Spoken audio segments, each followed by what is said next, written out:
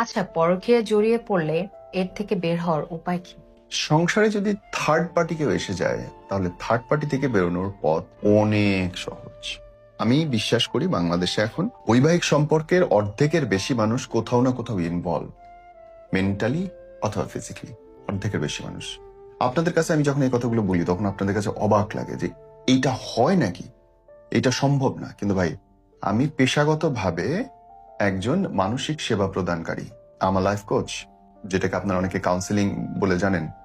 So আমি একদম জেনে বুঝে বলতেছি, যত মানুষ আসে আমার কাছে তার সবচেয়ে বড় অংশটাই আসে কেমন করে সে পরকীয়া থেকে বের হবে। এবং এটা খুব সহজ, যদি আপনি টেকনিক গুলো জানেন, যদি আপনি স্টেপ গুলো ধরতে পারেন তাহলে এটা খুব সহজ বেরিয়ে আসা। সবচেয়ে প্রথমে যেটা করতে হবে, নিজেকে প্রশ্ন করতে হবে। আমি কয়েকটা আপনাকে বলি, আপনি বুঝতে সহজ হয়। নাম্বার 1 হচ্ছে নিজেকে প্রশ্ন করতে হবে যে আমি কেন এই সম্পর্কে গিয়েছিলাম। এবং যদি আপনি এই প্রশ্নের উত্তর পান, আপনার জন্য অর্ধেক সমস্যার সমাধান। দ্বিতীয়ত, আপনাকে প্রশ্ন করতে হবে এই সম্পর্ক থেকে আমি কি কি পেয়েছি, কি কি হারিয়েছি। দুটোর যোগফলে আপনি রেডি করুন যে এই সম্পর্কে থাকলে সম্পর্কটা শেষ হবে কেমন করে।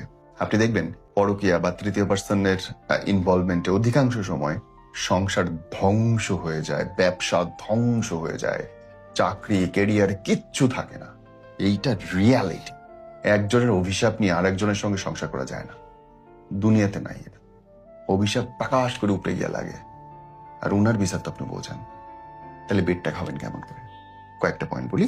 পয়েন্ট নাম্বার 1, তাকে সব জায়গা থেকে আনফলো করেন, ব্লক মারেন। আপনি কাউকে ভালোবাসেন, বেশি ফেলছেন, হয়ে গেছে, ভুল হয়ে গেছে, ব্লা ব্লা ব্লা। যেই মুহূর্তে আপনার মনে হলো যে ভাই আমার বেরিয়ে আসতে হবে, তাকে সব জায়গা থেকে ব্লক করেন যেন খুঁজে না পায়। বাট বলিয়া যে শোনো, we got breakup, not anymore, কটাস কটাস কটাস করে ব্রেকআপ। নাম্বার 2, তার সাথে থাকা সমস্ত ছবি ভিডিও সবকিছু ডিলিট করেন। নাম্বার 3, তার সঙ্গে যোগাযোগ হয় এমন সমস্ত প্রকারের গ্রুপগুলো থেকে লিভ নেন। Mutual friend, friends of friends, এদের সাথে মেশা বন্ধ করে দেন।